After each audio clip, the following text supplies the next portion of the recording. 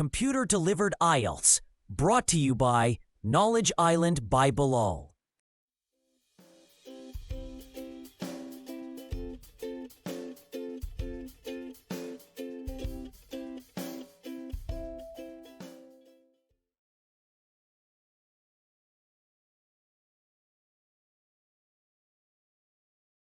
You will hear a number of different recordings, and you will have to answer questions on what you hear.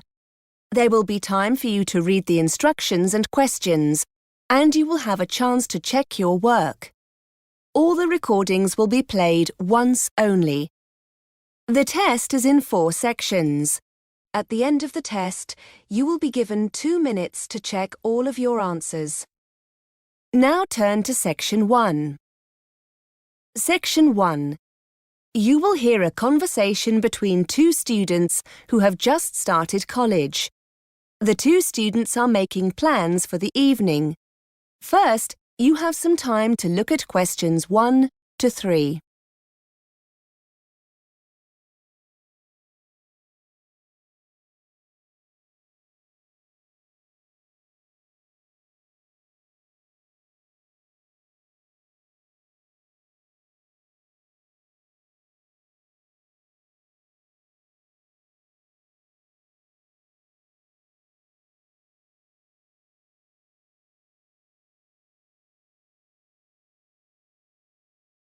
Now we shall begin. You should answer the questions as you listen because you will not hear the recording a second time. Listen carefully and answer questions 1 to 3. Hi Lydia, how was your French class? I enjoyed it. Francoise, the teacher, she's really nice and friendly. What about you? You're in the exam class, aren't you? Yes, it was good. There's a lot of work, but I think I'm going to enjoy it. Anyway, we were going to meet up later, weren't we? To see what the city centre's like. Do you still want to go? Definitely, yes. Some of the people in my class went out last night and had a great time. Where would you like to go? What would you like to do? I'm not that bothered, really. We could walk around for a while, do some window shopping, see some local sights. I wouldn't mind seeing a film later in the evening if you'd like to. My host family are cooking, so I don't think I'll be hungry for a meal or anything like that. I don't really want to stay out too late, no clubs or anything. What about you? Let's just see how we feel when we get there, shall we? My teacher told me it's late night shopping, so there should be lots to do. Shall I meet you after school? Before you hear more of the conversation, you have some time to look at questions 4 to 10.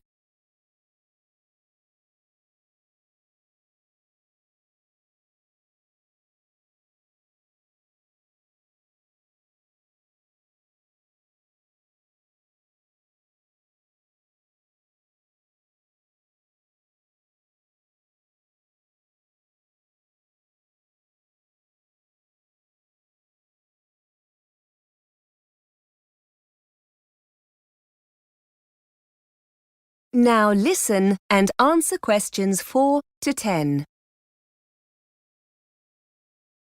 Well, I need to go back to my host family first. As I said, they're cooking me a meal and it'll be a chance to meet all their family. Shall I come to your house when I've finished? You're with the host family as well, aren't you? Yes, I haven't memorised the address yet. Wait a minute. Where's that card they gave me earlier? Here it is. Have you got a pen? Hang on.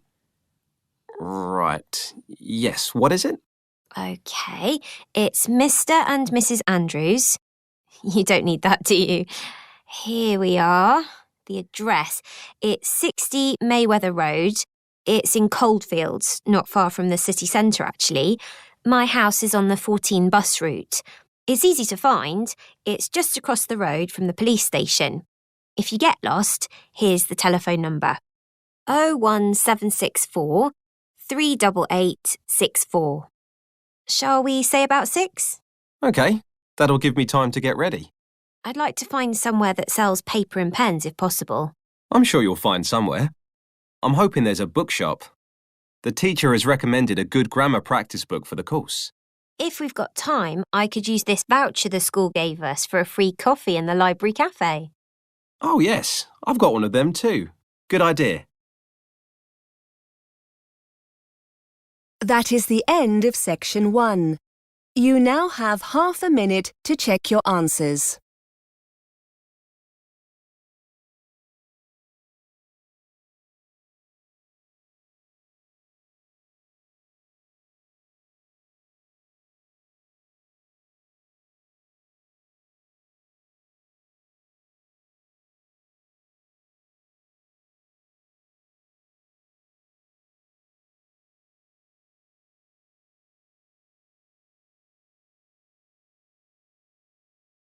Now turn to section 2. Section 2. You will hear a tutor giving students a tour of a self-access centre. First, you have some time to look at questions 11 to 16.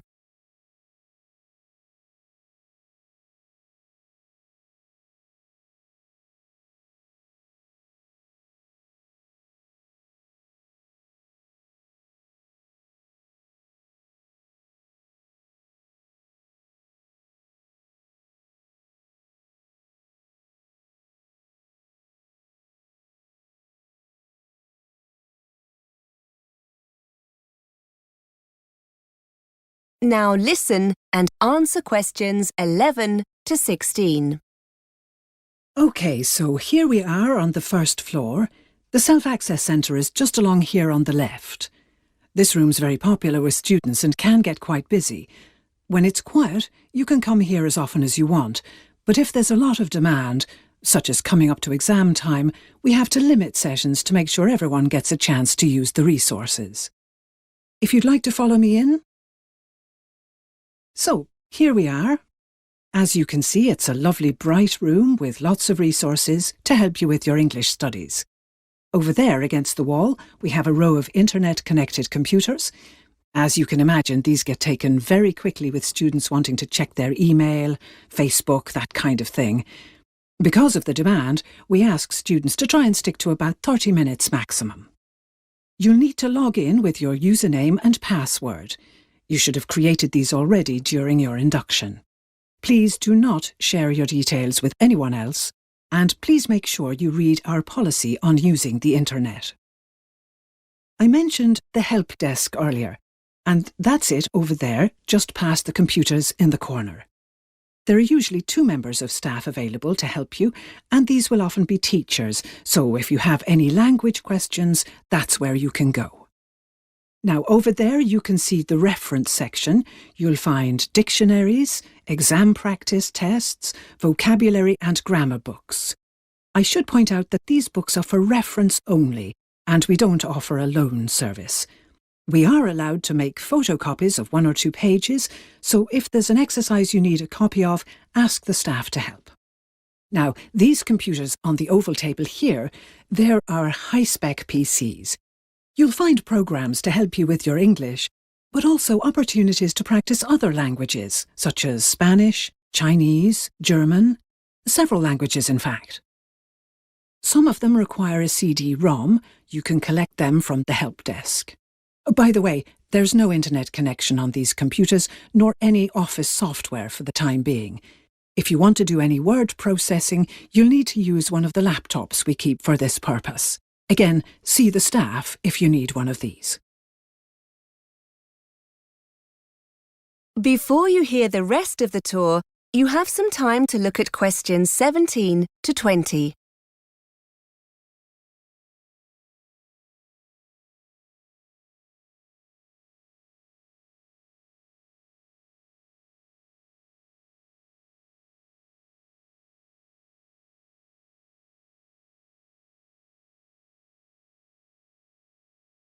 Now listen and answer questions 17 to 20.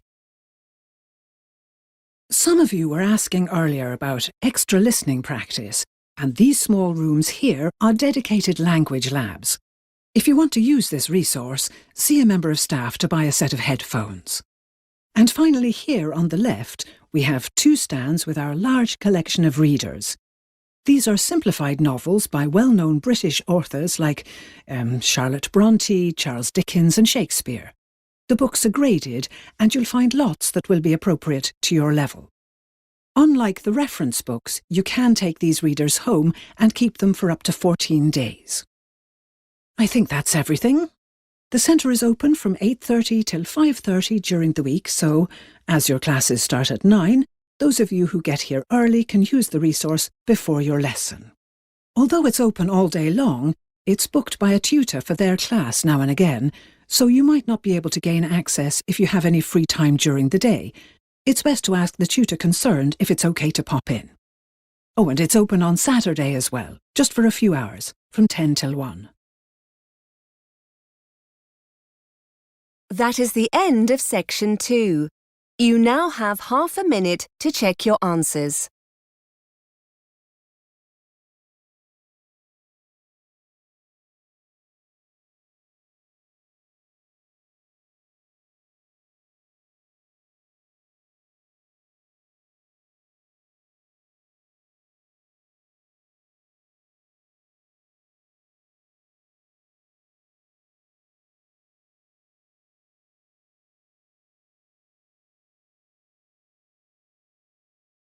Now turn to section 3. Before we continue, please subscribe our channel and press the bell icon for all the latest updates. Section 3. You will hear a tutor talking to a student during a tutorial. The tutor is giving the student feedback on an essay. First, you have some time to look at questions 21 to 24.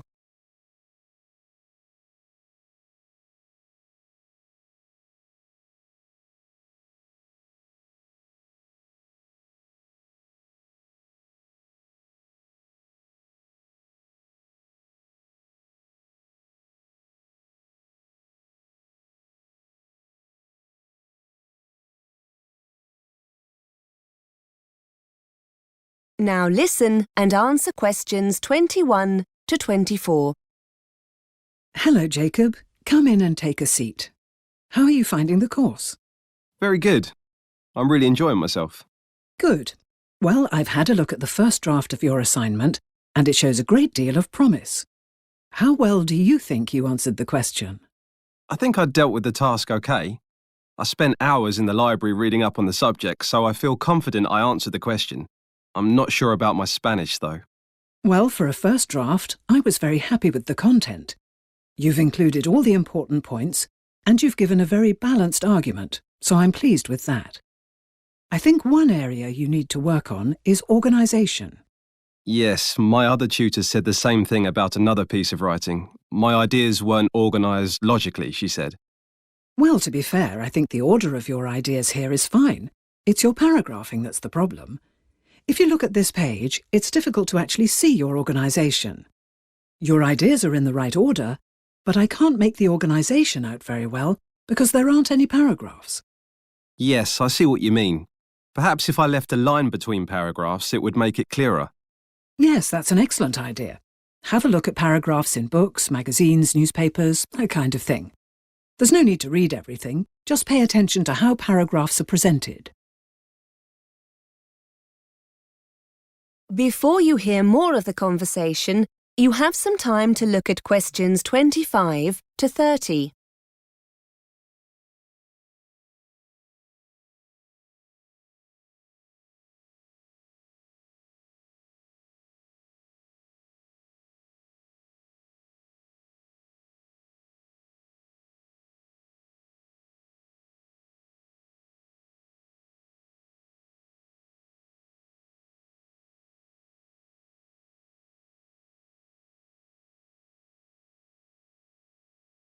Now listen and answer questions 25 to 30. OK. I'll have a look at some of my friends' work as well. They don't seem to have this problem. What about the style of the writing? Is that OK? I've never really learnt how to write formally, so I'm always a bit worried about this when I write an essay. The register is very good, Jacob. No problem at all. You've used lots of nice set expressions we'd expect to find in a piece of writing like this, and used them very naturally. That's good. What about my Spanish? Your basic grammar is okay. You haven't made many mistakes, so that's good. What I would suggest is trying to experiment more with advanced sentence structures. Yours tend to be on the short side. That's okay when short sentences are required, but sometimes combining two sentences into one can make the essay flow more naturally. Have you got anything I can use to practice that? Any books or websites I could visit? Yes, no problem. I'll give you one of our worksheets in a minute. You can take it away and work on it before you write your second draft. Finally, another thing you could think about is using more advanced vocabulary. Again, the words you've used are fine, but there are more advanced synonyms that would fit more appropriately in an essay like this.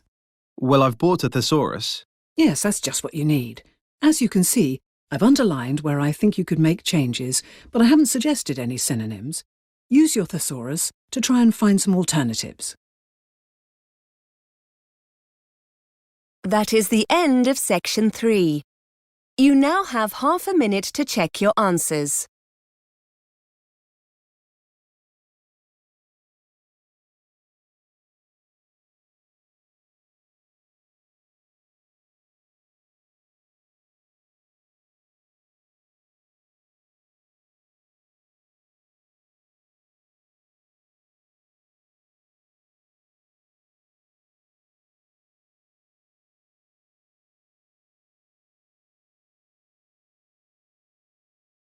Now turn to section 4.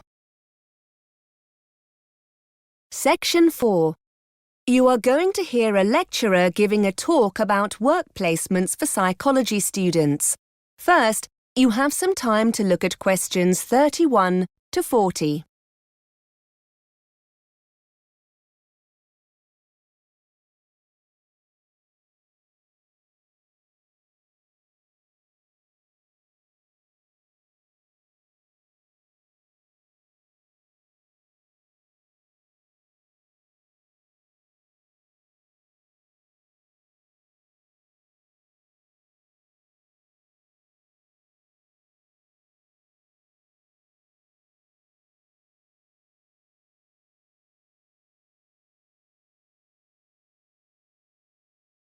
Now listen and answer questions 31 to 40.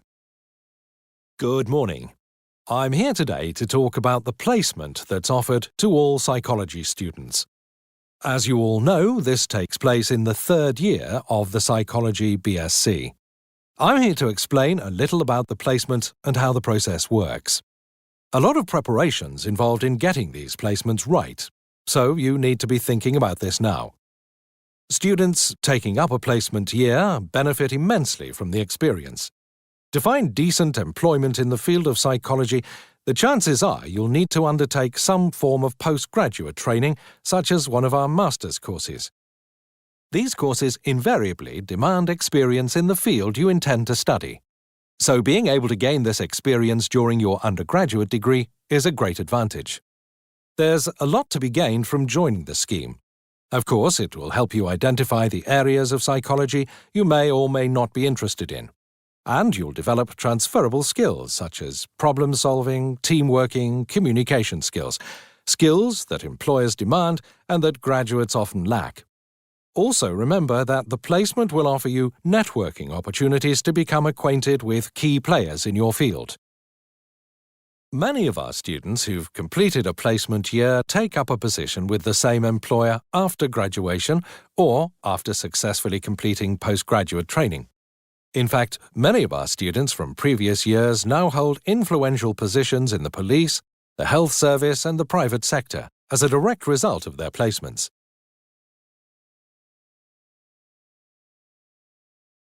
The placement you choose will depend very much on your own area of interest. Those of you who have a particular interest in research can opt for a placement in a hospital unit here or abroad, working in areas of forensic and clinical psychology. A post here can be very rewarding and allows you to contribute to qualitative and quantitative research data and learn practical research skills you can use in your coursework. For those who prefer hands-on experience of working with patients, there are a wide range of options available. We have links with several charitable and public sector organizations that support stroke patients and people recovering from serious physical trauma, for example due to motoring or industrial accidents. You'll have the opportunity to help them deal with long-term clinical treatment and pain management. There are several opportunities to work with addiction and rehabilitation units. The kind of experience you'll gain here can be very wide-ranging. For example, offering you the chance to observe group therapy and one-to-one counseling sessions for anxiety and anger management classes. Students are encouraged to give their reaction to sessions during regular team meetings, which can often be of benefit to both the student and the organization. For those of you interested in the application of psychology in education, we have a number of students who take placements working with children with special educational needs. Students in the past have worked as teaching assistants and contributed to teacher training workshops. There's a lot more information about this on the website, including case studies written by some of our previous students. These will give you a much wider and richer picture of our placements. As I said earlier, you should already be giving this some serious thought. Our placement officer, Greg Smith, will be able to advise you about the organizations we have contacts with and we've worked with in the past. Once you've discussed the opportunities available, we ask you to contact the organization concerned to investigate potential positions and to arrange an interview. Your personal tutor will be able to help you with updating your CV and interview skills. During the enrollment process, you'll have been notified of the need to obtain a CRB check. In cases where you're working with vulnerable people, it's a legal requirement that you've had a Criminal Records Bureau check carried out. Without this, we won't be able to approve the placement. If you haven't yet arranged this, you must notify the placement officer of this during your first meeting. He'll give you the necessary paperwork to make your application. Once you have the certificate, please supply a photocopy to the placement officer. That is the end of Section 4. You now have half a minute to check your answers.